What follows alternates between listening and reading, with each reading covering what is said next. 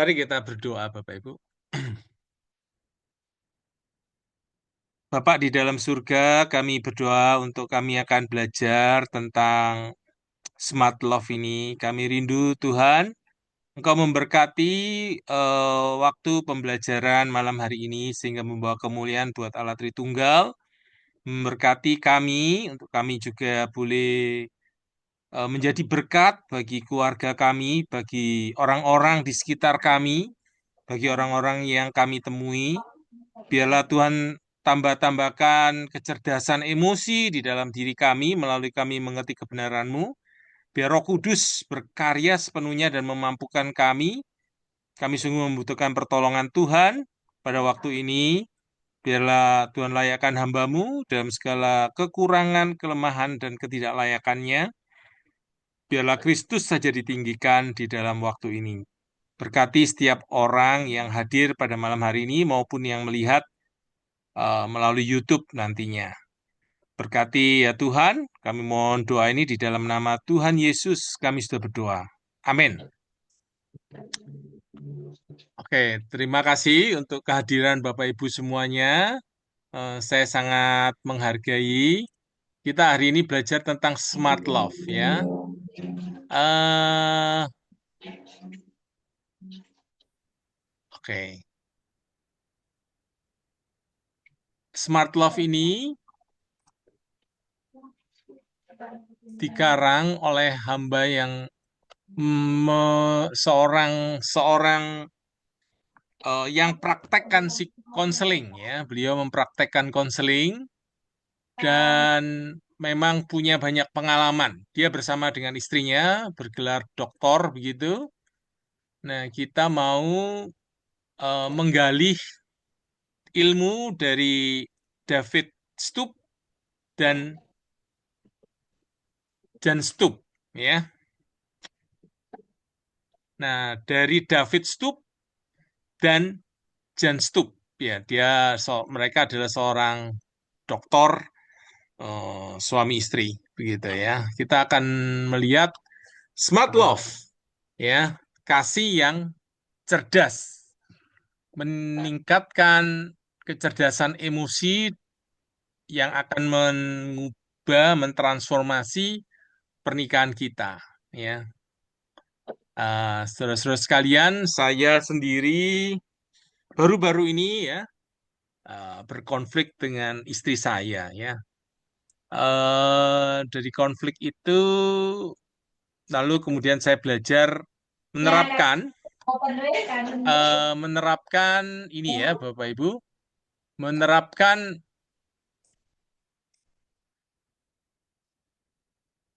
menerapkan apa yang saya mengerti.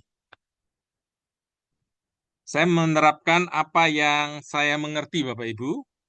Eh Yaitu saya mau belajar mengutarakan perasaan-perasaan saya yang tidak menyenangkan, perasaan-perasaan saya yang saya sulit untuk biasanya langsung mengutarakan gitu ya. Tapi ketika saya bisa mengutarakan itu, istri saya pun juga mengutarakan unek-unek apa yang di dalam dirinya. Oke, setelah itu sudah selesai, kami eh, ada kegiatan masing-masing.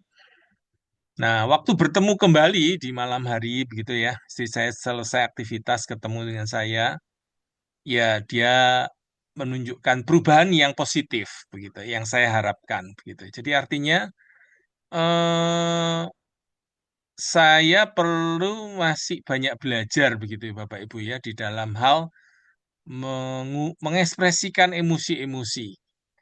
Karena kita ini pria-pria sangat kurang, sangat sangat eh, tidak mudah untuk mengutarakan emosi kita. Jadi seperti kalau orang belajar bahasa asing itu bahasa asing buat kita. Tapi buat wanita itu suatu yang lebih di, lebih dikuasai oleh wanita ya. Jadi begitu Bapak Ibu. Nah, saya melihat ya Bapak Ibu ya, kalau seseorang boleh belajar meningkatkan eh, kualitas pernikahan Bapak Ibu ya. eh Mereka, saya itu saya percaya ya, saya percaya mereka akan mendapatkan manfaat yang sebesar-besarnya.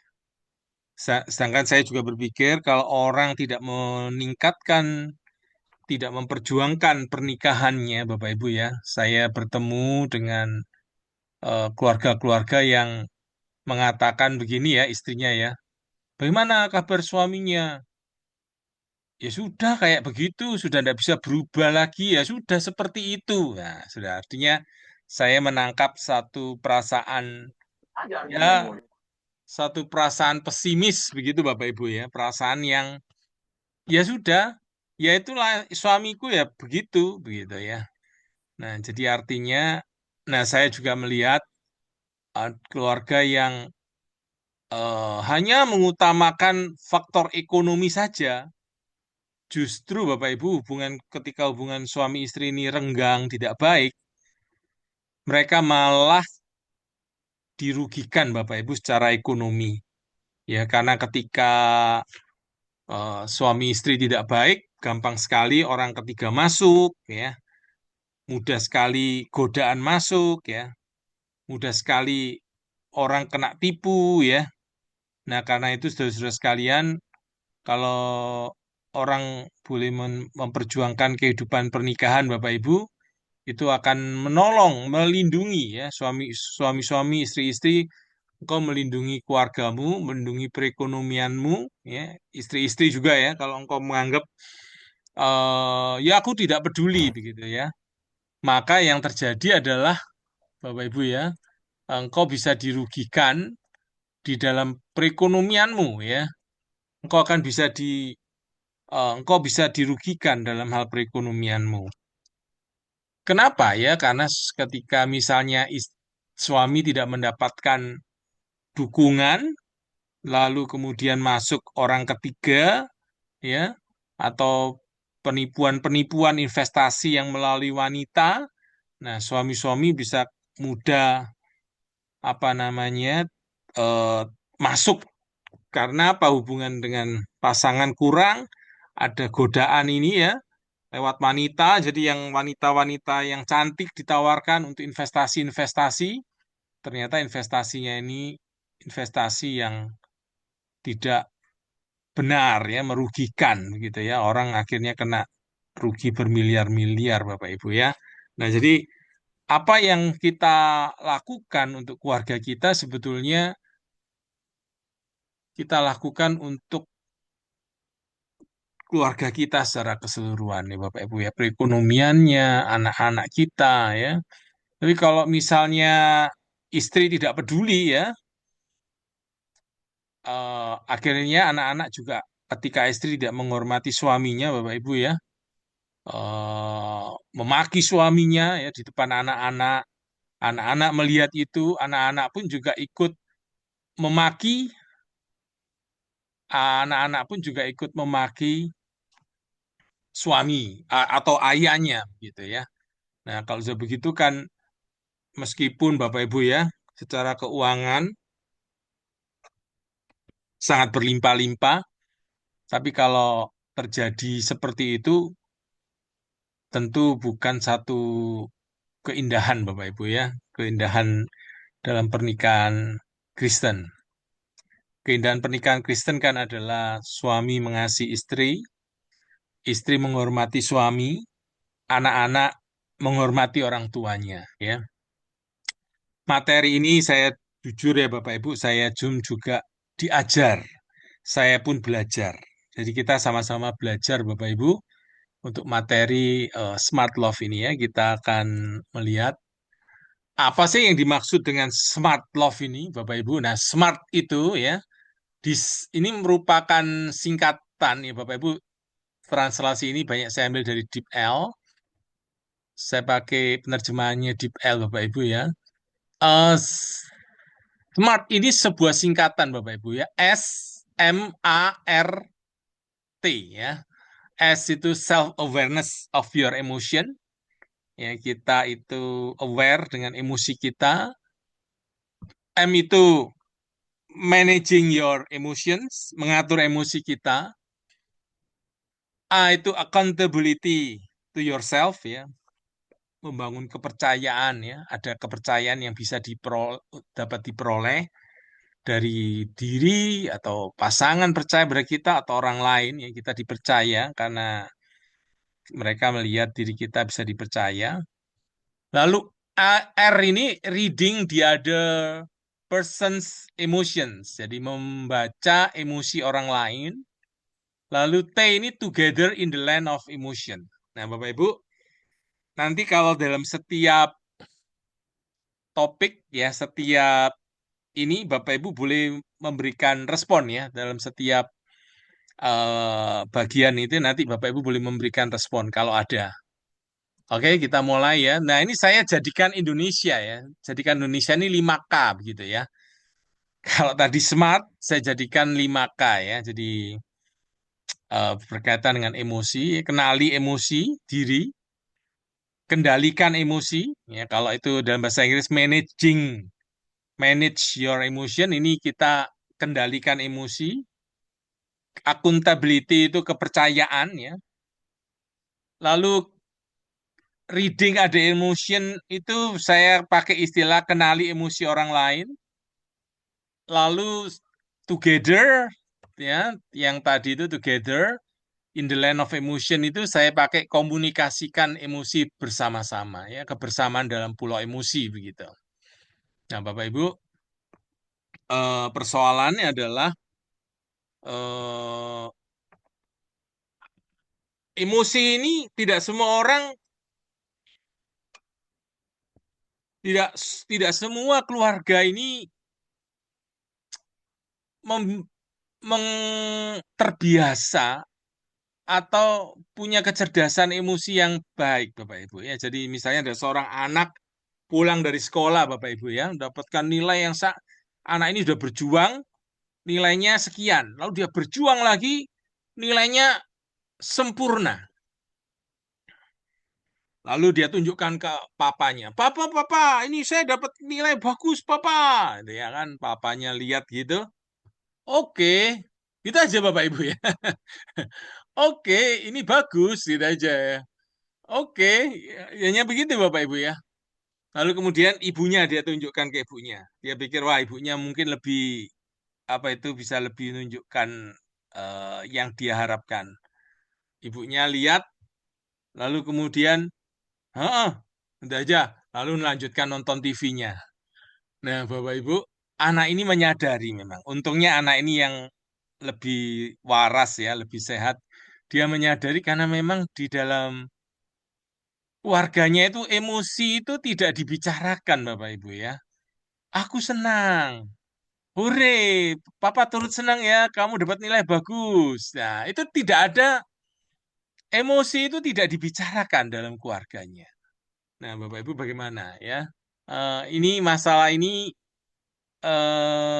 ada orang yang ditanya suami istri ya, kapan terakhir ngomong aku cinta padamu? Ada seorang suami menjawab, ya pada waktu pernikahan itu ya,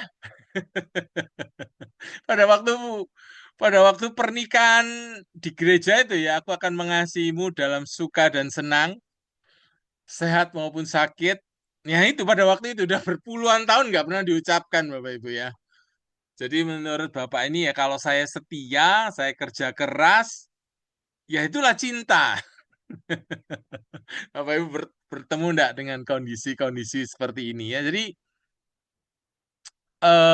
tidak ada pengungkapan emosi ya. Ada lagi misalnya kalau orang marah Bapak Ibu ya, ini saya baca dari berita misalnya seorang pria mengajak hubungan suami istri istrinya. Istrinya tuh tidak mau Bapak Ibu ya. Saya lihat di YouTube kalau tidak salah. Istrinya ditendang Bapak Ibu ya. Ditendang. Jadi tidak pakai bahasa mengkomunikasikan emosi lagi, sudah langsung pakai bahasa fisik Bapak Ibu ya. Ditendang istrinya ya. Ada lagi yang dibunuh Bapak Ibu. Aduh Bapak Ibu ya. Inilah apa namanya permasalahan-permasalahan yang ada Bapak Ibu. Ya, saya tahu di keluarga saya sendiri pun tidak pernah diajarkan masalah emosi, Bapak Ibu ya. Kalau marah bagaimana? Udah, tidak ada masalah begituan, Bapak Ibu ya. Jadi memang puji Tuhan saya mengenal Kristus di umur 17 tahun dan di situ lalu kemudian belajar proses panjang sekali. Setelah menikah pun masih tertati-tati, Bapak Ibu ya. Masih banyak kekurangan di dalam hal masalah mengungkapkan smart love ini ya, Bapak Ibu ya. Kita akan lihat, Bapak Ibu ya. Enam emosi utama manusia, Bapak Ibu ya. Ada kemarahan, kesedihan, kegembiraan, keterkejutan, surprise, begitu ya. Rasa malu. Ini yang eh, lalu ketakutan. Ya. Rasa malu itu juga bisa jijik ya. Nah, Bapak Ibu, di dalam satu ketakutan misalnya, itu ada macam-macam intensitas dari emosi itu yang bisa ada nama-namanya masing-masing ya. Intensitasnya itu berbeda-beda, misalnya panik ya, merasa terancam, tidak aman, berhati-hati, tidak yakin, khawatir. Nah, ini nama emosi-emosi yang lain, Bapak Ibu. Nah, itu masih ketakutan. Nah, kemarahan itu pun juga emosi yang di ada emosi-emosi yang dibawanya, Bapak Ibu ya. Nah, jadi dengan belajar smart love ini, kita belajar mengatur emosi, memutus siklus ya dari hubungan yang tidak sehat ya, yang mengakar, memulihkan koneksi hubungan kita satu dengan yang lain, memungkinkan kita untuk merangkul dengan cinta, Bapak Ibu ya. Nah, kalau invent ada inventaris cinta ya dari Smart ini, Bapak Ibu, misalnya Bapak Ibu kalau misalnya ditanya begitu ya, inventaris kita coba menjawab begitu dengan diri kita. Kalau poin satu itu jarang, satu poin, kadang-kadang dua poin, biasanya tiga poin ya. Bapak Ibu lihat diri sendiri bagaimana, pasangan bagaimana. Misalnya, saya sadar akan emosi saya. Ya, kalau saya kadang-kadang ya, kadang-kadang. Pasangan bagaimana? Mungkin pasangan juga kadang-kadang ya. Nah, ini contoh Bapak Ibu ya. Bapak Ibu bisa melihat dengan jujur ya, misalnya ini saya seperti ini. Saya dapat mengungkapkan perasaan saya dengan tepat. Nah, jarang, kadang-kadang, atau biasanya, udah biasa. Saya dapat mengamati diri sendiri. Nanti Bapak Ibu bisa, saya taruh ini di YouTube, Bapak Ibu bisa nanti mempelajari lagi kalau mau ingin lebih mendalam ya. Saya dapat mengamati diri saya sendiri ketika saya emosional. Saya bisa menenangkan diri saya saat cemas. Saya menerima suasana hati saya, baik itu baik maupun buruk. Saya tidak khawatir, saya itu sejalan dengan nilai-nilai saya, selaras. Saya bisa tetap diam ketika saya tahu berbicara tidak akan membantu. Nah, bisa mengendalikan diri ya. Saya tahu apa yang menekan tombol saya, jadi tombol kemarahan, ketakutan, emosi kita akan meledak begitu ya. Saya nyaman dengan perubahan, saya dapat mengakui kekurangan saya umumnya seorang optimis ya. Bapak Ibu bisa nanti itu sendiri ya, kadang-kadang, jarang, biasanya ya. Bisa nanti ini bisa menjadi bahan diskusi dengan pasangan ya, Bapak Ibu ya. Saya memiliki selera humor tentang diri saya sendiri. Suasana hati yang menurun tidak berlangsung lama bagi saya ya. Saya umumnya orang yang percaya diri, saya mampu mengendalikan amarahku ya. Saya tidak bingung atau kewalahan oleh emosi-emosi saya. Saya tidak mengatakan hal-hal ketika saya kesal, ya. Saya nanti menyesal. Saya menyadari berbagai perasaan. Saya tidak dikendalikan oleh emosi saya. Saya memiliki setidaknya satu teman yang tahu kapan saya terluka. Saya dapat berbicara dengan orang lain tentang apa yang saya rasakan. Saya bisa berempati dengan emosional dengan masalah teman-teman saya. Sangat mudah bagi saya berbagi ketakutan dengan teman. Saya percaya rahasia keluarga dapat dibagikan dengan orang yang terpercaya. Saya memiliki teman berbagi ya dengan kondisi pasang surut emosi. Saya memiliki teman berbagi ya untuk kondisi pasang surut emosional mereka dan emosional saya juga ya. Saya terbuka untuk komentar pasangan saya tentang saya. Pasangan saya dan saya nyaman berbicara secara langsung satu sama lain. Saya dapat merasakan apa yang dirasakan pasangan saya. Nah, Bapak Ibu, nah ini yang berikutnya pasangan saya dan saya tahu bagaimana menunjukkan masing-masing kami saling peduli. Aku bisa mendengar apa yang ada di balik kata-kata pasangan saya. Pasangan saya dan saya membagikan visi pernikahan. Saya bisa tetap tenang di tengah gejolak. Pasangan saya dan saya keduanya adalah negosiator yang baik. Eh, saya pendengar yang hebat terhadap pasangan saya. Nah, Bapak Ibu, kalau nilainya banyak yang satu, ya Bapak Ibu nanti lihat ya. Kalau banyak yang satu, itu itu kita perlu bisa meningkatkan diri ya bertandanya. Kalau dua, itu lebih baik. Yang ketiga, itu berarti kecerdasan emosi kita itu baik di situ ya. Jadi kalau dua dan tiga masih kita masih bisa meningkatkannya, Bapak Ibu ya. Oke, itu tadi apa namanya bagian ini ya. Nah, apakah ada yang ingin berkomentar ketika bicara bagian ini? Ada yang ingin meresponi, Bapak Ibu, ketika ada di bagian ini?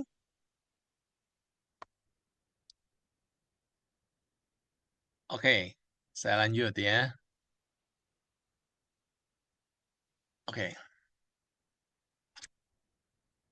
Saya dapat menyeimbangkan kebutuhan saya dengan kebutuhan pasangan saya. Bahkan ketika saya tidak setuju, pasangan saya tahu saya mengerti.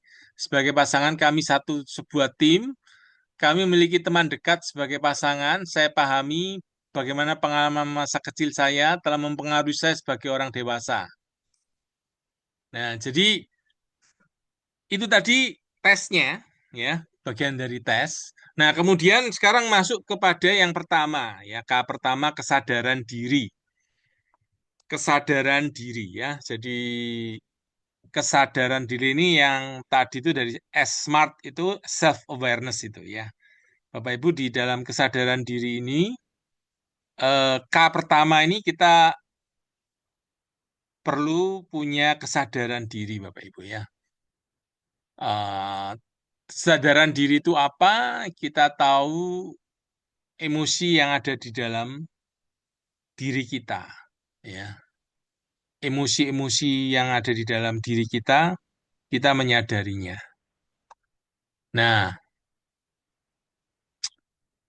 eh, rencana tindakan ini adalah bagaimana mewujudkan, mengaplikasikan, atau meningkatkan kita bisa memiliki kesadaran diri terhadap emosi kita, Bapak Ibu ya.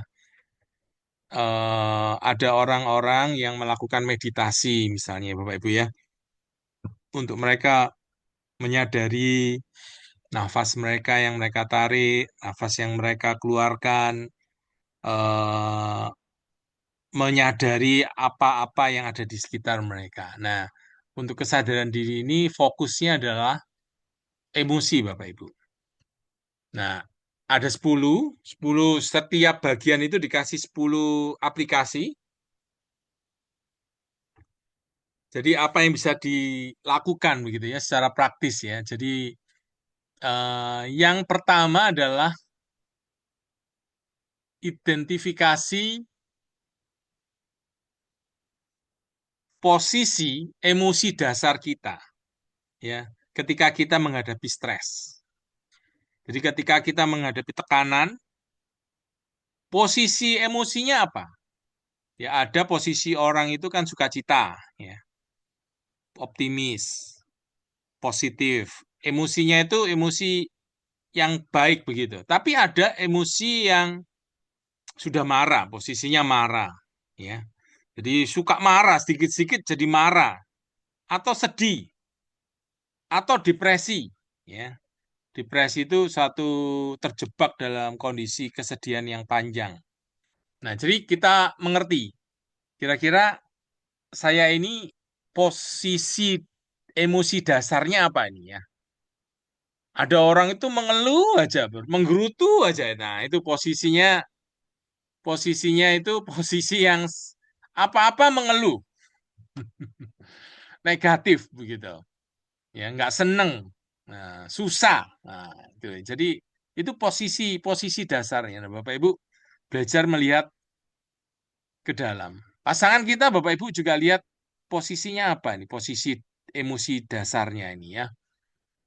Lalu pikirkan perasaan kita. Belajar melihat saya ini sedang merasa apa. Ya. Kita bertanya ya, bagaimana aku merasa apa hari ini ya, atau saat ini. Ada seseorang anak Bapak Ibu ya, yang sudah SMA atau ditanya kepada dari omnya, dia ditanya sama omnya itu ya, bagaimana perasaanmu? Anak ini tidak pernah ditanya itu oleh orang tuanya Bapak Ibu ya. Bisa mencurahkan isi perasaannya dia ya kepada omnya. Nah, itu menolong dia yang dulunya nilainya jelek di sekolah, ketika dia sudah belajar mengungkapkan emosi-emosi, mengenali emosinya, itu meningkatkan kecerdasan otaknya luar biasa, Bapak Ibu ya. Sekarang beliaunya itu menjadi lulusan S3, Bapak Ibu ya. Nama beliau adalah Mark Brackett, ya, PhD. Jadi Bapak Ibu lihat ya, mengenali perasaan itu betul-betul sangat penting. Beri nama posisi dasar emosi kita. Lalu buat jurnal emosi kita ya. Ini saya belum lakukan Bapak Ibu ya. Yang saya lakukan adalah saya menulis di dalam sebuah buku seperti ini, buku ucapan syukur Bapak Ibu ya. Nah, buku ucapan syukur. Nah, seperti ini bukunya, seperti buku keuangan begitu. Buku saya tulis ucapan syukur. Nah, tapi dengan ide ini saya pikir saya bisa masukkan jurnal emosi juga, ya. Lalu identifikasi tombol emosional kita, ya. Ketika kita ditekan, kita menjadi kalut, marah, nah, itu di mana, ya. Lalu perhatikan sisi fisik kita akibat kondisi emosi. Jadi ketika Bapak Ibu marah misalnya, fisiknya seperti apa, ya. Mungkin berkeringat, mungkin jantung berdebar-debar, ya. Jadi emosi ini ada hubungannya dengan fisik, Bapak Ibu ya. Coba Bapak Ibu merasa senang, perasaannya bagaimana? Rileks ya, enak begitu ya, Bapak Ibu. Nah, lalu jangan menghakimi perasaan. Ini penting, Bapak Ibu ya. Perasaan itu tidak ada yang salah, Bapak Ibu ya. Jadi perasaan itu tidak ada yang salah dan tidak benar. Dia netral. Perasaan itu menginformasikan kepada kita sesuatu hal. Jadi kalau apa namanya Bapak Ibu ya, perasaan itu ada di dalam otak Bapak Ibu ya.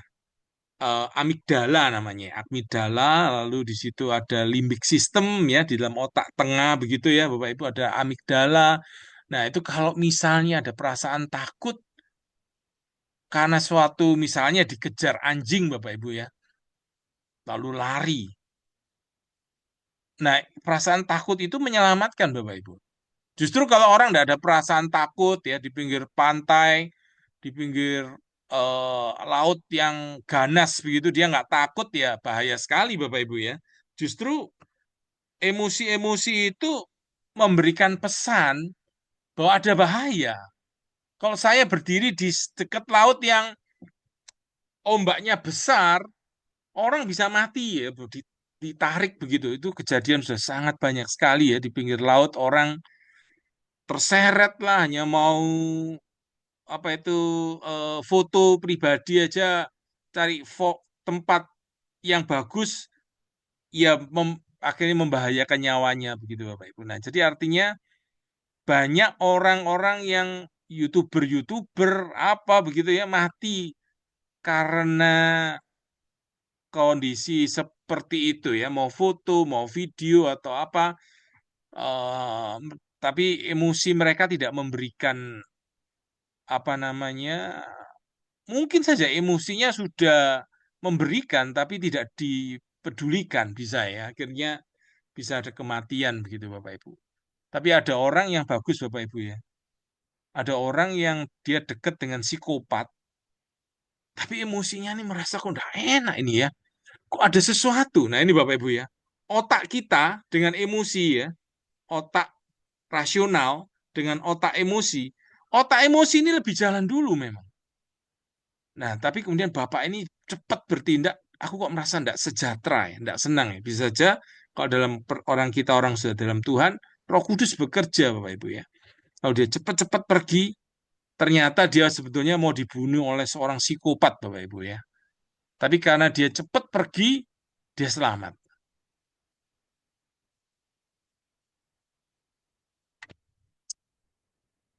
Jadi waspada terhadap penggunaan emosi dalam media. Jadi media-media itu memang punya cara untuk orang eh, memainkan emosi orang, Bapak Ibu ya. Jadi media ini punya punya punya apa namanya? Punya strategi dan cara kita perlu waspada. Jangan hindari ya menjadi tidak nyaman. Jadi belajar untuk menyentuh emosi ya. Jadi emosi apapun kita berani berhadapan dengan macam-macam emosi itu. Jelaskan secara rinci bagaimana kita berubah ketika di bawah stres. Nah, ini sebenarnya kalau di dalam dunia konseling Bapak Ibu tentu ini butuh waktu ya. Satu persatu dikerjakan ya, butuh waktu proses. Tapi karena ini bentuknya kita belajar bersama-sama, Bapak Ibu boleh saya ini menjadi sesuatu yang eh, membuat Bapak Ibu lebih ingin tahu lebih dalam lagi begitu ya. Paling tidak ini adalah outline-nya kita punya ya, kita ngerti dan nanti Bapak Ibu boleh ingin belajar lebih dalam lagi. Lalu sudah masuk ke S S yang pertama Bapak Ibu ya. Tadi self awareness. Sekarang masuk kepada manage your emotion ya. Eh, kalau dalam bahasa K yang itu adalah kendalikan emosi ya, mengelola emosi. Tuhan pun Bapak Ibu adalah Tuhan di dalam Alkitab adalah Tuhan yang emosional Bapak Ibu ya. Dia menciptakan kita juga sebagai makhluk yang ada emosinya. Tuhan adalah Tuhan yang cemburu ya. Ketika umatnya itu menyembah patung, menyembah yang lain, Tuhan cemburu, Tuhan marah, ya, Tuhan menghukum. Tapi Tuhan adalah Tuhan yang berbelas kasihan. Ketika umat Israel itu kembali, Tuhan memberikan pengampunan ya sampai ketika seorang nabi yang menikah ya dengan pelacur itu, lalu kemudian apa itu namanya itu menunjukkan Tuhan itu berbelas kasihan buat umatnya begitu ya. Nah, meskipun umatnya sudah berselingkuh ya Tuhan itu tetap setia peduli. Nah ini gambaran Tuhan Yesus Bapak Ibu yang mengasihi, yang berbelas kasihan, yang bisa berempati, yang mengasihi orang-orang yang ditemui ya. Tuhan Yesus pun juga marah dengan ahli Taurat ya, pemimpin-pemimpin agama. Tuhan sedih ya. Jadi artinya Tuhan adalah Allah yang memberikan emosi di dalam hidup kita Bapak Ibu ya.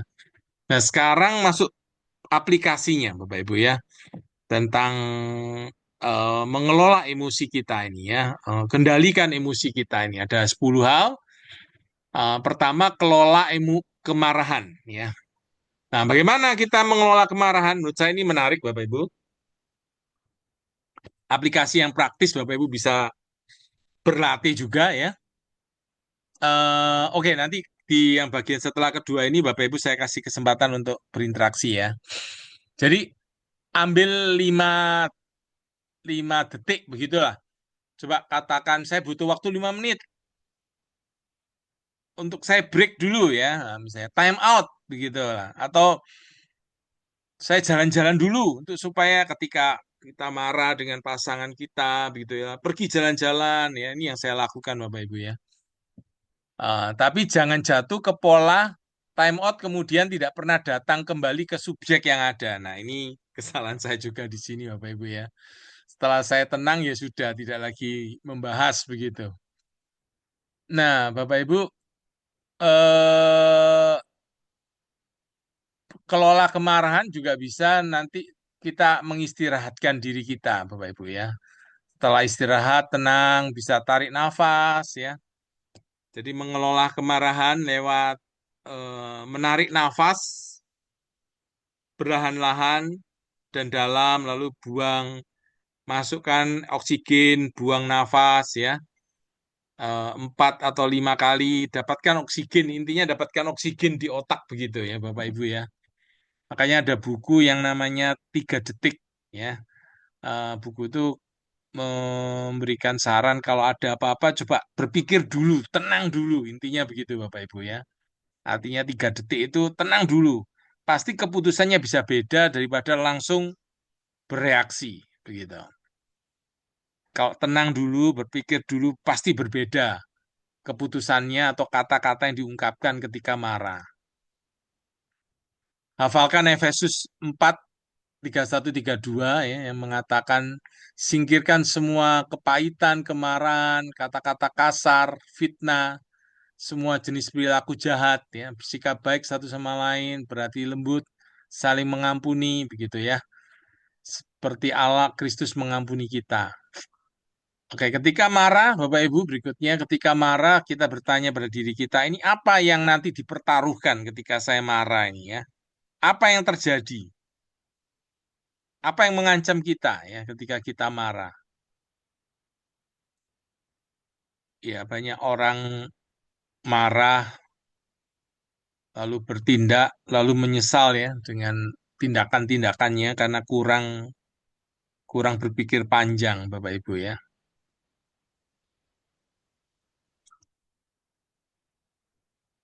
Lalu berikutnya anggap diri kita sebagai bagian dari masalah. Tanyakan apa yang saya lakukan atau katakan yang menambahkan ketegangan, yang memicu kemarahan. Atau jika ketika istirahat selesai, lalu masalahnya belum selesai, ya kita bisa minta bicara ulang, gitu ya, mulai percakapan ulang. Nah, kemudian bagaimana tadi itu mengelola kemarahan, sekarang mengelola ketakutan, kecemasan, ya. Bagaimana kalau kita takut, cemas? Nah, Bapak Ibu, kalau apa bedanya takut dan cemas, Bapak Ibu ya? Takut itu jelas, objeknya jelas. Kita takut tidak bisa membayar, tidak bisa mencukupi keuangan di bulan ini. Takutnya jelas. Tapi kalau cemas, objeknya itu tidak jelas Bapak Ibu ya. Cemas karena apa? Kadang-kadang ya perasaan itu hanya muncul aja, cemas gitu aja. Nggak tahu yang apa yang dicemaskan. Nah, itu belajar mengungkapkan ya Bapak Ibu. Ketakutan, kecemasan kita kepada pasangan ya. Belajar mengungkapkan.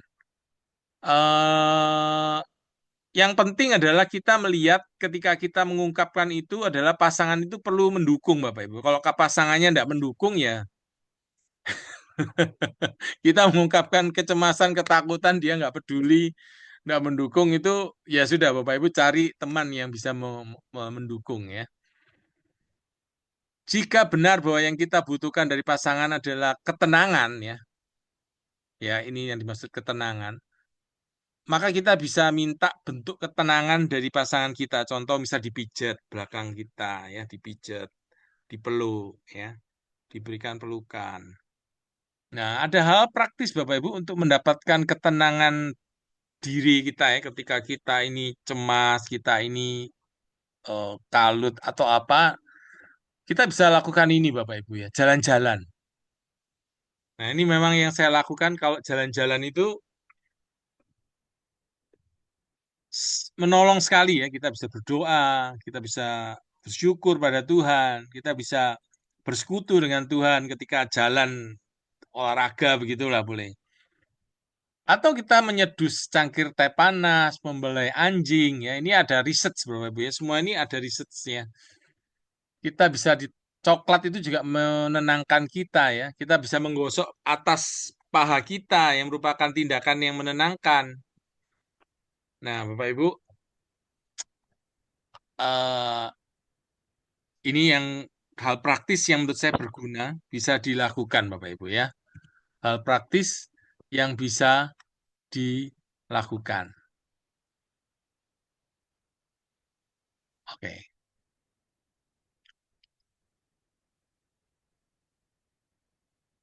Ini mengatasi kecemasan Bapak Ibu ya. Nah, bagaimana keluar dari mood yang jelek ya, mood hati yang rendah, yang sedang jelek bagaimana? Nah, ini manage kan, kata kan sedang manage ya. Dari kata smart itu self awareness ya, manage your emotion, M itu ya, mengatur emosi kita, kendalikan emosi kita ya. Nah, ini bagus ini.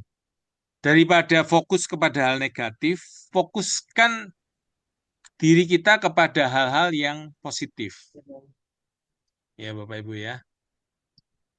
Fokuskan hati kita kepada yang positif, bukan yang negatif, Bapak Ibu ya.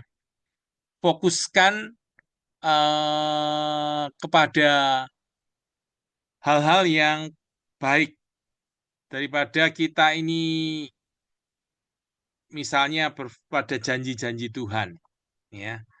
Bisa juga kita tulis di sini diberikan masukan tulis pada kertas kecil gitu ya tentang kata-kata kepedulian Tuhan ya, baca untuk itu kita baca daripada kita fokus kepada keterbatasan, fokus pada kesempatan-kesempatan, peluang-peluang. Bapak Ibu ya. Di sini ada seorang rekan yang ambil studi lagi S2 teologi misalnya.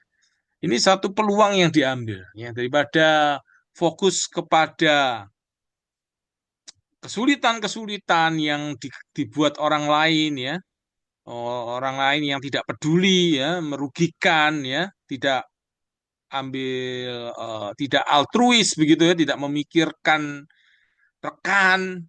Bapak Ibu, rekan saya ini memikirkan mengambil langkah-langkah yang dia bisa ambil sekarang, ambil tindakan, ambil studi S2 begitu di bidang teologi. Menurut saya sangat baik sekali ya. Jadi ini sebuah mengambil fokus kepada hal-hal yang positif, janji-janji Tuhan. Saya pun ketika saya tidak mood ya, Bapak Ibu, di sini Bapak Ibu bisa tulis siapa saya di dalam Kristus, tempel, saya adalah anak Allah. Ucapkan tiap-tiap hari Bapak Ibu ya, saya adalah anak Allah.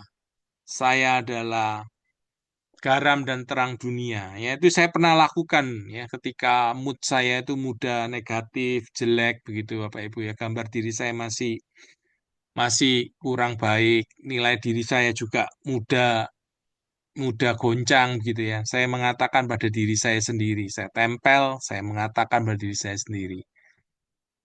Kata-kata yang baik lagi, yang lain Bapak Ibu bisa lakukan self talk gitu ya. Jadi katakan pada diri sendiri misalnya saya dikasihi Tuhan secara luar biasa. Saya sangat berharga di mata Tuhan. Saya diselamatkan selama-lamanya oleh Tuhan, gitu ya. Jadi keselamatan kita adalah keselamatan yang Tuhan yang menjaga keselamatan kita, Bapak Ibu ya, bukan karena kekuatan kita untuk kita ini diselamatkan, tapi oleh karena anugerah. Nah, kita mengatakan itu pada diri kita sendiri ya. Saya diterima oleh Allah sepenuhnya. Saya diampuni oleh Allah sepenuhnya. Saya orang yang berkemampuan. Jadi kita fokus kepada hal-hal yang positif, yang memang sesuai kebenaran, Bapak Ibu ya. Oke, definisikan perang antara otak emosional dengan otak penalaran ya. Eh, ini memang perlu lebih pendalaman lagi Bapak Ibu ya. Nanti Bapak Ibu yang minat bisa baca bukunya. Dan intinya di dalam otak kita ini ada otak emosi, otak penalaran begitu ya. Kadang-kadang bisa saling konflik ya, bisa dituliskan itu di dalam jurnal ya atau apa yang kita pikirkan, emosi kita bagaimana. Bapak Ibu bisa menuliskannya lalu bisa melihatnya begitu ya, menalarnya. Lalu bagikan pengalaman emosional kita. Nah, dengan pasangan ya. Pengalaman-pengalaman emosional. Istri saya pernah cerita kalau mengalami hal-hal yang tidak mengenakan begitu ya. Dia sudah datang ke satu tempat, ada basar di sekolah ya. Tiba-tiba hanya karena masalah kantong plastik, orang-orang itu menunjukkan sikap yang tidak bersahabat ya, karena kantongan plastik yang saya butuh kantong plastik, ada seorang ibu memberikan. Padahal kantongan plastik itu dibutuhkan untuk yang lain. Ibu itu tidak tahu bagaimana memberikan kepada istri saya. Yang lain itu marah-marah kepada ibu ini ya. Tapi marah-marahnya kan jelas sekali tidak enak didengar begitu loh. Karena marah-marahnya langsung didengarkan oleh istri saya begitu kan. Nah ini contoh, lalu istri saya cerita pengalaman emosional ini. Nah kemudian yang berikutnya adalah tentukan dan diskusikan tujuan kita sebagai pasangan ya. Visi misi kita apa ya. Habiskan waktu bersama-sama. Nah, ini kayak aplikasi sederhana Bapak Ibu ya. Lalu kelola self talk kita. Kita ngomong pada diri kita ini dikelola Bapak Ibu ya. Kalau ngomongnya seperti ini Bapak Ibu ya. Saya tidak berharga. Saya sangat bodoh. Saya sangat putus asa. Itu semua salahku. Nah, kalau kita ngomong saya ini memang, tapi ini saya tidak layak. Nah, Bapak Ibu kalau kata-kata yang sangat negatif yang bukan kehendak Tuhan, seperti Tuhan tidak melihat kita seperti itu, lalu kita mengatakan itu, kita akan down, kita akan depresi, kita akan negatif, mood kita juga akan negatif, Bapak Ibu ya. Karena ya, Bapak Ibu, kita perlu mengatakan kebenaran pada diri kita sendiri ya. Say the truth to yourself ya. Katakan kebenaran pada diri kita sendiri. Ya, katakan kebenaran pada diri kita sendiri. Studi menunjukkan kita ini memiliki sekitar 50.000 pemikiran dalam sehari. Ya, kita dapat bicara pada diri kita sendiri dengan kecepatan 1.300 kata per menit. Ya. Self talk-nya itu bisa begitu Bapak Ibu ya. Kita hanya bisa tulis tangan hingga 31 kata per menit. Orang membaca rata-rata antara 250 sampai 300 kata per menit. Nah, Bapak Ibu, mari kita ngomong pada diri kita ini hal-hal yang sesuai kebenaran. Tentunya diharapkan kita juga belajar ngomong kebenaran ini kepada anak-anak kita, Bapak Ibu ya. Anak-anak kita, istri kita ya. Kalau kamu berharga, aku mengasihi kamu, Tuhan memberkatimu ya. Jadi kata-kata kebenaran ini kita ucapkan, kita dengungkan selalu ya dalam rumah kita. Sehingga rumah kita ini menjadi rumah yang terang, Bapak Ibu ya. Anak-anak ini melihat terang, anak-anak ini hidup di dalam terang, ya. Karena memang emosi ini menular, Bapak Ibu ya. Coba kita ini mengeluh ya, ngomel. Itu suasana itu cepat akan nular satu ke yang lain, Bapak Ibu ya. Kalau saya mengeluh di sini, Bapak Ibu akan inginnya tutup aja zoom-nya pergi begitu. Jadi itu menular. Ya, tapi kalau sukacita, Bapak Ibu akan menikmati begitu ya. Jadi kita sama-sama menularkan emosi kita, ya, mood kita. Lalu kita juga bisa tulis kekurangan kita sendiri apa, ya. Lalu tentukan, diskusikan nilai-nilai pribadi kita dengan pasangan kita, ya. Nah, ini yang kedua kita sudah selesai. Nah, sekarang kalau apakah ada dari Bapak Ibu yang ingin menanggapi tentang dari dua apa namanya? Dari dua tentang kesadaran emosi, lalu kemudian kendalikan emosi ini, apakah ada komentar dari Bapak Ibu?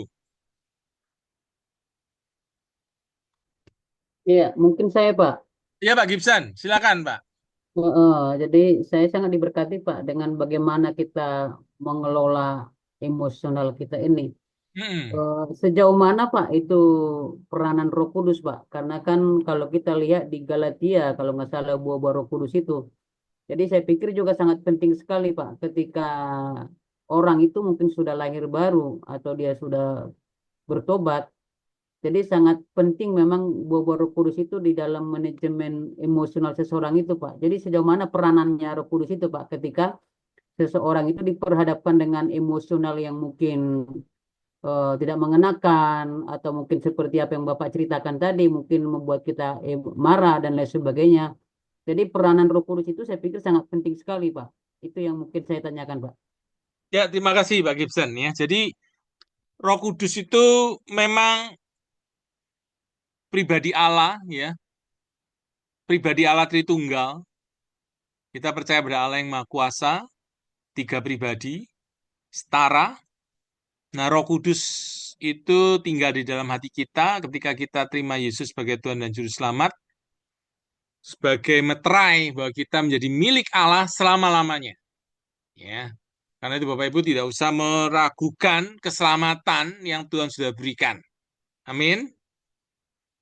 Jangan meragukan lagi keselamatan karena kita sudah dikasih Roh Kudus. Ya, jadi Roh Kudus itu tidak akan diberikan lalu hanya karena kita berdosa lalu Roh Kudus itu diambil, tidak ya. Untuk perjanjian baru ini Roh Kudus itu sekali kita menjadi anaknya, selama-lamanya kita diselamatkan, Roh Kudus diberikan dan tidak akan diambil, Bapak Ibu ya. Roh Kudus itu akan membuat hidup kita berubah ya. Roh Kudus itu yang akan memberikan proses sanctification ya, kerjasama kita dengan Allah Roh Kudus. Ketika kita taat, maka kita akan terus dikuduskan. Makin hari makin naik, makin hari makin naik, makin hari makin naik. Bisa jatuh, Roh Kudus menolong untuk kita bangkit lagi. Nah, salah satu buah Roh Kudus adalah penguasaan diri. Nah, penguasaan diri ini tentu lebih luas lagi daripada masalah emosi, Bapak Ibu ya. Penguasaan diri ini bisa menguasai masalah berkata-kata, bertindak, bersikap. Tentu emosi itu juga berpengaruh ya. Emosi ketika Roh Kudus itu memimpin kita dengan kebenaran-kebenarannya, maka kita akan ditolong untuk bisa mengendalikan emosi. Contohnya, misalnya ketika saya marah, kita mengungkapkan kepada orang lain, saya marah karena saya merasa dihina. Ya, tentu Bapak Ibu untuk mempraktekkan ini tidak semudah yang dikatakan di sini, Bapak Ibu ya. Tapi ketika orang dengan pertolongan Roh Kudus itu bisa mengerti konsep-konsep kebenaran dan mempraktekkan kebenaran-kebenaran itu menolong sekali untuk memanage emosinya. Si emosi itu bisa dimanage ketika emosi disadari dan diucapkan, diakui. Sesederhana itu ya. Jadi memilih emosinya pun perlu tepat Bapak Ibu, karena emosi itu ada 100 macam emosi Bapak Ibu ya. Kalau coba saya coba lihatkan apa namanya tentang ini ya. Ini di bagian yang punya saya ini satu ini tidak keluar Bapak Ibu. Coba saya tunjukkan yang di sini ya Bapak Ibu ya. Eh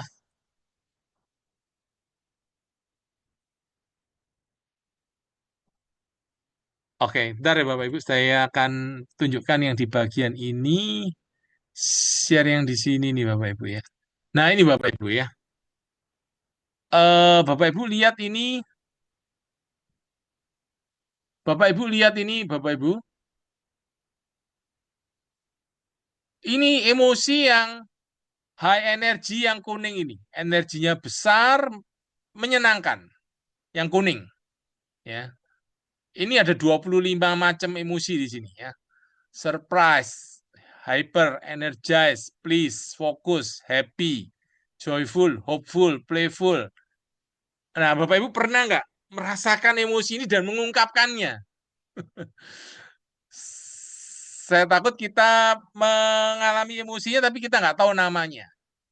Makanya kita nggak bisa mengungkapkannya, ya. Lalu yang pleasant ini, high pleasantness ini, yang menyenangkan ini, yang hijau di bawah ini, Bapak Ibu, ini adalah eh, Bapak Ibu, ya. Ini adalah low energy tapi menyenangkan. Ya, ini dari tulisannya dari saya ambil dari Max Brackett ini, ya, tulis dari bukunya beliau, ya. Jadi misalnya konten puas, loving, fulfill, grateful, bersyukur, satisfied, secure, aman. Jadi yang di hijau ini Bapak Ibu, ya. Tapi ada yang di merah, Bapak Ibu lihat yang warna merah ini tidak menyenangkan, tapi energinya tinggi. Ini yang merah ini. Frustrasi, marah, khawatir, nggak senang, ya, terganggu. Ini bahasa-bahasa ini, ya. Restless ini resah. Tapi ada yang bahasa emosi yang nggak menyenangkan, tapi energinya rendah. Pesimis, disgusted ini jijik, ya. Eh, putus asa, eh, lelah, ya. Ini lelah aja ada 3 kata Bapak Ibu, ya, yang di sini, ya. Ada yang sedih, bosan, ya. Nah Bapak Ibu, ini yang dimaksud dengan pulau emosi lah, ya. Jadi artinya orang perlu untuk bisa mengenali emosinya, ya, mengenali emosi-emosi ini, Bapak Ibu, ya. Saya kembali ke ini dulu, saya share ini dulu. Oke, ini tadi sudah.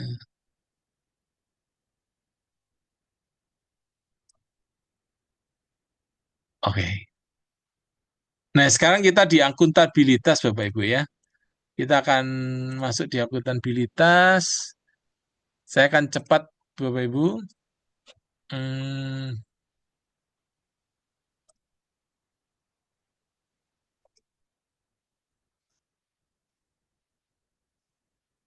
oke, akuntabilitas ini bicara tentang kepercayaan, bertanggung jawab atas pikiran, motif, tindakan sebagai orang dewasa, ya. Bertanggung jawab dalam pernikahan itu adalah berdasarkan seberapa besar kita berpikir keberhasilan pernikahan itu bergantung kepada kita, ya. Jadi kalau orang bertanggung jawab, dia berkontribusi untuk mengambil kontribusi bahwa ini pernikahan ini berhasil karena saya bertanggung jawab penuh, gitu loh Bapak Ibu, ya. Tapi kalau orang tidak mau mengambil tanggung jawab, ya, apalagi dengan satu konsep, ya, kalau Tuhan kehendaki, ya memang Tuhan kehendaki bercerai, ya sudah saya bercerai. Nah, Bapak Ibu kalau berpikirnya fatalistik, Bapak Ibu, ya, Tuhan menghendaki saya bercerai, ya saya bercerai. Ya ini memang sudah kehendaknya Tuhan begitu. Nah, ini berpikir fatalistik yang kita jangan ikut Bapak Ibu, ya. Jadi apa yang di wilayah kita Tuhan sudah memberikan pernikahan pada kita. Ketika pernikahan kita sulit, kita bisa membuat pernikahan kita berhasil kalau kita mau berjuang, berusaha. Ya Bapak Ibu, ya. Saya mengakui pernikahan saya juga tidak mudah. Saya perlu banyak kerja keras, jatuh bangun. Hanya saya bersyukur saja saya tinggal dikelilingi oleh orang-orang yang mencintai firman Tuhan, ya. Saya suka membaca buku keluarga, begitu, ya. Jadi ini menolong sekali, ya. Apakah berarti pernikahannya sudah bahagia? Proses, ya. Saya berjuang, saya tidak, saya dalam komitmen saya tidak ada kata perceraian, ya. Jadi memikirkan pun tidak, ya. Mengucapkan tidak, gitu ya. Jadi artinya memikirkan saja sudah tidak ada kata, kalau udah menikah tidak ada kata perceraian lagi. Sudah fight. Bagaimana saya mau berbahagia dalam pernikahan ini, apa yang saya perlu lakukan. Atau pilihan yang lain ya, tetap dalam pernikahan tapi merana kita. Merana artinya menderita, ya. Karena memang Bapak Ibu mungkin kalau ada dalam pernikahan yang sulit Bapak Ibu, ya. Saya tahu pernikahan sangat tidak mudah. Pernikahan sangat tidak mudah dan tidak semua dari kita ini diberikan pasangan-pasangan yang baik. Kita orang berdosa, kita rusak oleh dosa, pasangan kita juga orang berdosa, dirusak oleh dosa, butuh anugerah Tuhan, butuh kasih karunia Tuhan, butuh pertolongan Tuhan. Ya, saya pun kadang-kadang mengatakan, Tuhan, saya tidak punya kemampuan lagi mengasihi istri saya. Tolonglah saya. Ya, saya juga bukan kebagusan ya Bapak Ibu, saya juga manusia yang banyak kekurangan, berbeda dengan pasangan istri saya, berbeda ya, dua orang yang berbeda. Istri saya berpikir seperti ini, saya modelnya berpikir seperti ini, ya berbeda Bapak Ibu, ya. Saya seorang yang flekmatik, ya, tenang-tenang begitu, ya. Istri saya kolerik begitu, ya, mau segala sesuatu cepat. Nah, jadi istri saya ini ada planning-planningnya, saya orang yang spontanitas. Nah, sudah berbeda begitu ya Bapak Ibu. Tapi ya dengan oleh anugerah Tuhan saja, Tuhan menjaga pernikahan kami Bapak Ibu, ya. Jadi tapi tentunya apa yang di wilayah kita yang kita bisa lakukan, kita kerjakan Bapak Ibu, ya. Contoh misalnya saya mengerti tentang memberkati, ya saya ungkapkan untuk saya memberkati istri saya. Kalau ketemu memberkati, memberkati anak-anak. Ini akan menolong Bapak Ibu, ya. Mood perasaan apa kalau mengucapkan kata-kata berkat kan sangat baik, ya. Nah, sekarang masuk akuntabilitas itu jadi keberhasilan pernikahan kita ini tanggung jawab kita Bapak Ibu, ya. Meskipun Bapak Ibu menikah dengan orang yang sulit, dia tidak mau ke gereja, dia bukan seiman, dia tidak peduli kerohanian, pasti sangat sulit Bapak Ibu. Saya bisa memahami sangat tidak mudah. Tapi Bapak Ibu, pasti ada maksud Tuhan yang baik. Pasti kalau kita sungguh-sungguh mengerjakan apa yang kebenaran yang Tuhan taruh pada kita, ya, tetap mengasihi, tetap mendoakan, tetap memperjuangkan pernikahan ini, tetap memberkati pasangan, kita akan diubah oleh Tuhan menjadi lebih baik lagi. Karakter kita, Bapak Ibu, ya. Dan itu menjadi kesaksian yang baik buat anak-anak.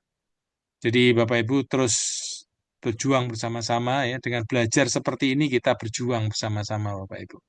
Saya pun juga masih banyak kekurangan di sana sini. Karena itu melalui materi ini saya mengajar diri saya sendiri, ya. Saya mengajar diri saya sendiri. Saya belajar supaya saya bisa bertumbuh menjadi lebih baik lagi, ya. Menjadi suami yang lebih baik, menjadi pribadi yang lebih baik lagi. Oke, Bapak Ibu, secara cepat kembali ya Bapak Ibu. Ada tiga bagian bertanggung jawab secara pribadi. Yang pertama itu jujur, kedua bertanggung jawab, yang berikutnya itu eh, apa itu selalu melihat diri kita sendiri, ya. Jadi artinya kita melihat diri kita sendiri ini apa yang saya lakukan yang bisa berkontribusi terhadap masalah, ya. Jujur, tanggung jawab, lalu melihat diri sendiri, ya Bapak Ibu. Dan sangat baik lagi kalau kita punya teman-teman pasangan suami istri yang lain yang menolong kita bertanggung jawab pada pasangan yang lain, ya. Kita bisa, kalau Bapak Ibu punya pasangan, teman-teman pasangan yang lalu bisa ceritakan pergumulan pernikahan, ya, yang bisa dipercaya tentunya, orang-orang bisa dipercaya, ini menjadi penolong sekali, ya. mentoring atau pertemuan kelompok kecil ya yang suami istri. Makanya kalau Bapak Ibu belum punya kelompok kelompok kecil, ikutlah masuk dalam kelompok kecil yang baik ya. John Gottman itu memberikan teorinya seperti ini ya dari penelitian beliau ya. John Gottman dari University of Washington. Salah satu prediktor tertinggi keberhasilan pernikahan menurut beliau ketika seorang suami menghormati dan memvalidasi saran istri. Itu tidak berarti dia melakukan semua yang dia minta. Artinya tidak berarti apa yang dari saran istri semua diminta, dilakukan semua. Bukan itu. Tetapi bisa memahami, menerima, menghargai saran-saran istri. Ya. Dia menanggapi dengan serius, mempertimbangkan semua yang disarankan. Saya bertemu sebuah kejadian, Bapak Ibu ya, seorang suami yang ada orang lain mau pinjem berapa M begitu, lalu suami ini karena percaya perkataan janji-janji temennya itu, dia memberikan. Sebelum memberikan, istrinya udah memberitahu, jangan, jangan, jangan. Tapi tetap nggak dipedulikan, nggak ditanggapi dengan serius. Ternyata Bapak Ibu nggak betul-betul nggak balik berapa M-nya itu. Dan sekarang menjadi masalah. Ya, jadi Bapak Ibu lihat, jadi artinya hal seperti ini kita perlu belajar ya, Bapak Ibu. Area akuntabilitas itu ya mas bisa kesetiaan emosional, seksual ya, ketertarikan emosional kepada wanita lain ya, kita jaga Bapak Ibu ya. Kesehatan rohani kita, jadwal kegiatan, saling berbagi jadwal kegiatan, masalah uang ya, bagaimana kita mengasuh anak. Ini saya masih juga dalam proses belajar, Bapak Ibu. Ini pasangan yang bertanggung jawab kepada pasangan lain yang tadi saling memberikan akuntabilitas ya, saling memberikan kayak pertanggungan jawab begitu. Ini sangat menolong supaya pernikahan ini bisa sama-sama bertumbuh dan berkembang, Bapak Ibu ya. Saling memberikan, menceritakan pergumulan, menceritakan kelemahan, kejatuhan, apapun ya Bapak Ibu ya. Ini akan menolong untuk memulihkan kalau ada kejatuhan begitu. Nah, rencana aksinya, aplikasinya ya, aplikasinya ya buat daftar pasangan-pasangan yang kita kenal, mulai kelompok pasangan-pasangan, Bapak Ibu mempunyai mentor, meningkatkan kesetiaan emosi seksual ya. Ini ada semacam pertanyaan aja Bapak Ibu ya. Sini nih, saya lihat dulu waktunya. Wah, sudah cep waktunya nih ya. Saya enggak kasihkan ini karena waktunya sudah ini. Bapak Ibu, ini ada pertanyaan-pertanyaan seperti ini. Kalau ada ini jawabnya bagaimana ya? Saya mungkin ambil satu saja misalnya ya. Ketika saya memiliki perasaan seksual untuk pasangan saya, A, saya cenderung bertindak seksual dan berharap terbaik. Saya diam dan menunggu di kamar tidur.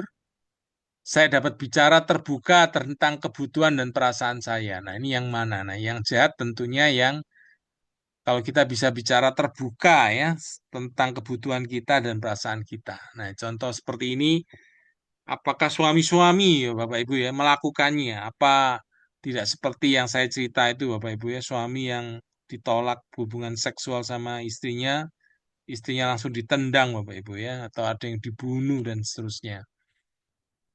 Oke, ini artinya kita belajar apa ya? Belajar komunikasi ya. Ketika misalnya ingin mencoba sesuatu yang berbeda di kamar tidur, berani nggak kita membicarakannya ya? Atau kami nggak bicarakan masalah seks, saya hanya mencoba. Saya dapat melakukan percakapan terbuka tentang hal itu. Jadi artinya perlu berani bercakap-cakap. Rencana yang lain aplikasinya ya terhadap akuntabilitas ini aplikasi diskusikan uang dan kekuasaan, bertanggung jawab secara rohani, parenting dari halaman yang sama, kelola jadwal bersama ya, sharing-sharing kegiatan apa suami dan istri, periksa kecerdasan kejujuran kita, tentukan apa yang akan kita lakukan saat keluar dari jalur ya. Jadi kalau kita ada sesuatu yang nggak sesuai, coba kita bisa lakukan apa di situ. Nah, sekarang kembali ke reading ada emotion Bapak Ibu ya. Jadi yang keempat ini membaca emosi orang lain. Artinya ini kita bisa berempati ya, bisa merasakan empati ini dari kata Yunani empatheia yang merasakan di dalam. Oke, bisa merasakan ya. Yang ini kalau berempati ini bisa muncul karena kita menjadi pendengar yang baik. Apa bisa aplikasi-aplikasinya? Aplikasinya Bapak Ibu ya, belajar untuk kita habiskan waktu nonton orang lain Bapak Ibu ya. Belajar melihat orang lain itu berinteraksi seperti apa. Kita belajar menjadi observant ya, pemerhat, orang yang melihat, mempelajari orang begitu. Lalu belajar memperhatikan bahasa tubuh. Bahasa tubuh pasangan kita ini bagaimana. Kerjakan 3A ya. Dan ini dalam bahasa Inggris ya. 3A empati itu. Attend, hadir, attachment ya, ada hubungan emosi, attunement itu kayak keserasian ya, keserasian. Atasi hambatan empati, kembangkan keterampilan empati dasar. Bapak Ibu yang minat bisa baca bukunya ya. Ketika orang jatuh cinta, Bapak Ibu ya, mana yang kita alami selama jatuh cinta ya? Kita membutuhkan lebih sedikit tidur, makan lebih sedikit, jadikan orang itu sebagai prioritas kita, sering memikirkan orang itu saat berpisah, menantikan untuk bersama-sama, banyak tertawa dan bermain-main, berbicara bersama-sama tanpa henti, menerima perbedaan satu sama yang lain. Ini kalau orang lagi jatuh cinta, Bapak Ibu ya. Tapi setelah menikah, hal seperti itu banyak yang luntur. Ya, karena itu untuk menangkap kembali kenangan-kenangan hari itu, Bapak Ibu ya, bisa ada 3 hal yang dilakukan. Bantu pasangan kita memahami bahwa bahwa pasangan kita ini mendapat tempat di hati kita ya. Eh, Lalu temukan kembali alasan ya kenapa kita memilih dia menjadi pasangan kita. Berlatih setiap hari kagum pada keunikan pasangan kita, Bapak Ibu ya. Saya mengerti nggak mudah sekali Bapak Ibu ya ketika seorang pasangan suami istri sudah merasa jijik satu dengan yang lain. Seperti ini sudah tidak akan digubris ya Bapak Ibu ya. Tapi kalau kita ingin menyelamatkan pernikahan untuk demi anak-anak, demi kemuliaan Tuhan ya. Ketika kita meninggal ini apa yang kita akan wariskan kepada anak-anak kita, kepada generasi berikutnya ya. Pernikahan yang baik, kasih kita kepada Kristus. Maka kita belajar Bapak Ibu ya. Belajar mengikuti kebenaran-kebenaran. Belajar mentaati apa hal yang baik yang Tuhan berikan ya. Jadi misalnya di sini kagum pada keunikan pasangan kita ya. Mengingat beberapa di antaranya perasaan waktu kita senang waktu awal, pengalaman-pengalaman memori cinta kita ya, penerimaan kita kepada dia ya, kembali dihidupkan. Buka diri kita terhadap apa yang dialami pasangan ya, secara emosional baik atau tidak atau menyakitkan. Memvalidasi perasaan mereka ketika kita tahu perasaan mereka. Berlatih mendengarkan. Nah, ini Bapak Ibu ya, kalau mau mengerti emosi orang lain, berlatih mendengarkan. Hidup lebih banyak di masa sekarang ya. Jadi berikan pengampunan di masa-masa lalu, karena kalau dia salah, jangan diingat-ingat Bapak Ibu ya. Kesalahan dia sudah saya ampuni, seperti Tuhan sudah mengampuni saya. Di masa akan datang, percaya sama Tuhan ya. Di masa akan datang, kekhawatiran, ketakutan, serahkan Tuhan. Hindari kebohongan-kebohongan Bapak Ibu, yang anggapan-anggapan yang salah ya, seperti rasa sakit dan penderitaan kita itu tidak terlalu serius ya. apa itu rasa sakit dan penderitaan Anda itu ya. Maksudnya Anda itu kita ngomong pada istri kita. Nah, ini mengapa salah kebohongan? Karena kita sudah mengalihkan fokus dari orang lain ke diri kita. Ya. Kita nggak empati lagi sama pasangan kita. Padahal empati itu selalu berbicara tentang orang lain. Nah, lalu kemudian keluar kata ngomong begini. Kamu itu ya, sorry ini ada kata-kata yang salah. Kamu itu membuat masalah ini. Itu sebagian salahmu. Nah, ini kita blame ya, melakukan blame game, permainan menyalahkan orang ya. Adam menyalahkan Hawa, Hawa menyalahkan ular, begitu. Atau bertindak sebagai korban. Oke, ini peran terbalik bagaimana kalau kita di dalam posisinya ya, dapatkan gambaran lebih besar. Nah, ini contoh Bapak Ibu ya, ini eh, materi-materi ini tentu materi yang disampaikan cukup butuh waktu panjang, tapi ini paling tidak Bapak Ibu punya gambaran. Yang terakhir Bapak Ibu, ya, kebersamaan di pulau emosi begitu ya, di emosi itu menular, pernikahan yang hebat itu butuh usaha. Nah, kemudian aplikasinya apa Bapak Ibu? Bisa berada di dalam emosi, pulau emosi yang sama ya. Artinya ada sebuah tempat Bapak Ibu yang kalau orang itu berani pegang beruang, nah berarti dia itu kayak udah berani melewati ketakutannya yang terbesar. Karena tempat itu ada beruang yang memang ditakuti kalau orang sudah berani pegang beruang itu. Nah, jadi kita pun juga dalam hidup ini berani enggak menghadapi emosi-emosi pasangan dan diri kita yang kita paling tidak nyaman. Apakah itu? Kemarahan kah, kekecewaan kah, atau kebencian kah, atau muak, atau apa saja emosi-emosi yang negatif yang kita nggak suka untuk rasakan. Nah, belajar bersama-sama di dalam emosi itu untuk bicara, begitu ya Bapak Ibu. Intinya begitu yang bagian ini. Nah, ini praktek-prakteknya ya. Eksperimen dalam resonansi. Jadi kalau orang itu Bapak Ibu ya, suami istri ini saling melihat dalam 15 menit, itu detak jantungnya akan sama-sama. Emosinya akan sama-sama. Nah, jadi itu memang kayak resonansi itu kalau saling memberikan pengaruh satu dengan yang lain, Bapak Ibu. Jadi kalau ada sebuah bola yang ditak tak tak itu lama-lama menjadi harmonis ya, sehati. Jadi lihat mata pasangan kita. Ya, ini yang dari buku itu ya Bapak Ibu ya. Menurut saya kita bisa belajar sama-sama melihat mata duduk berpandangan berhadapan. Nah, resonansi emosinya itu bisa sama-sama. Lalu berikan dan terima umpan balik ya, saling memberikan masukan-masukan. Lakukan percakapan yang sulit yang kita hindari. Berani bicara masalah-masalah sulit. Nah, ini memang kita pria-pria tidak mudah Bapak Ibu ya, karena masalah emosi ini ya itu tadi kita nggak terlatih. Tapi kita belajar. Nah, lalu yang menarik lagi ini adalah pahami gaya komunikasi yang berbeda gaya. Ada satu komunikasi literal. Literal itu apa? Literal itu. Orang itu kalau komunikasi itu suka detail, penuh semangat ya. Orang yang literal itu ya,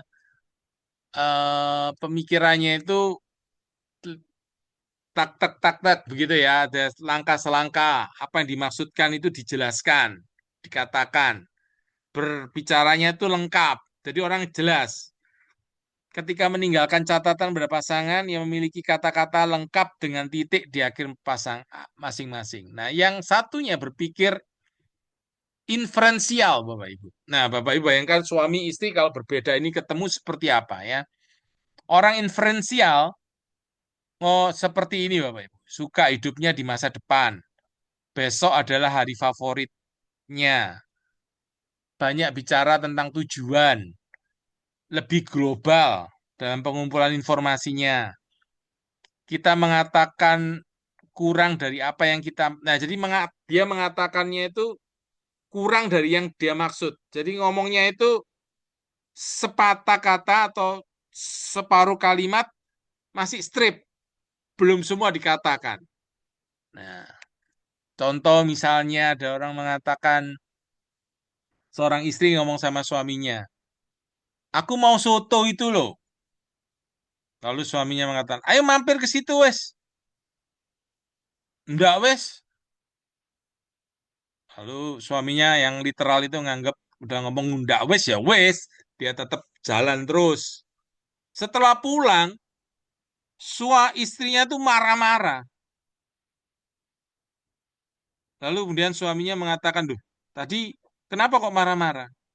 Kamu kok enggak memperhatikan kebutuhanku beli soto? Aku kepingin makan soto. Loh, tadi katanya ngomong enggak wes.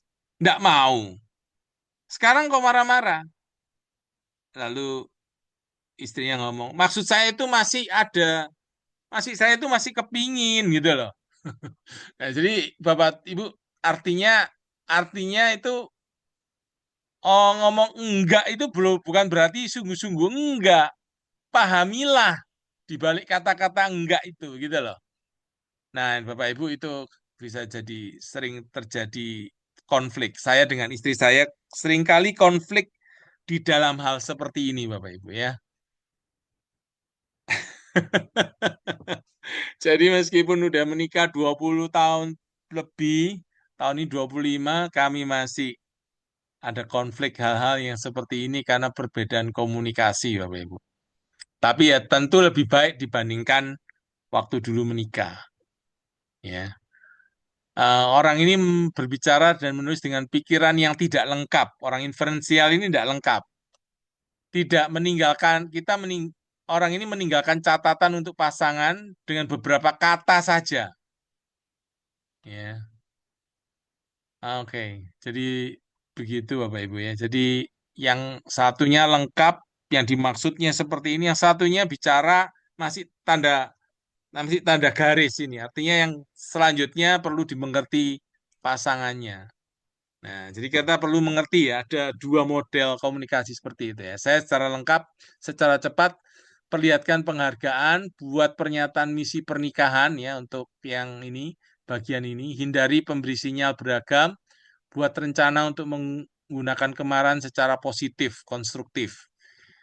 Ingin tahu tentang pasangan, praktekkan kesopanan. Ini banyak sekali ya. Ini terakhir, Bapak Ibu, bab terakhir. Bagaimana dengan cinta? Apa itu kasih? Ini sebetulnya Robert Stan dari seorang namanya ahli namanya Bapak Robert.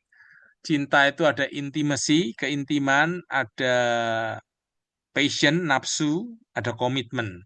Ya, ini terpotong gambarnya. Eh, Tingkah laku cinta itu ya seperti di dalam 1 Korintus 13 ayat 4 sampai 8, sabar, baik, tidak iri, menyombongkan diri, tidak sombong, tidak mempermalukan orang lain, tidak mencari kepentingan diri sendiri. Ini tingkah laku cinta kasih ya.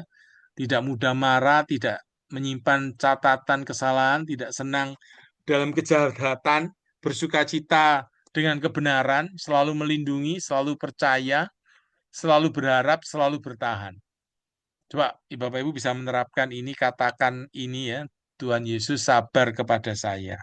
Tuhan Yesus baik kepada saya. Bapak Ibu bisa mempraktekkan ini dari atas sampai bawah tadi itu ya. Tuhan Yesus tidak iri kepada saya.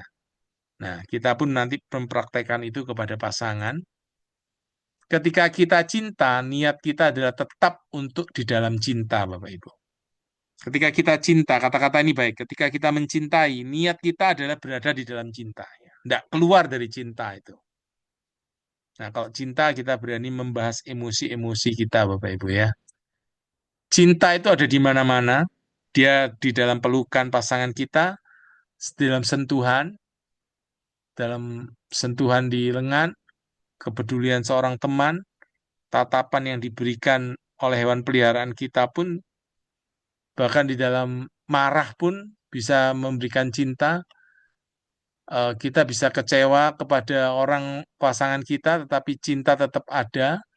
Cinta jauh lebih dalam dan bertahan jauh, ya, lebih lama dari emosi apapun yang ada.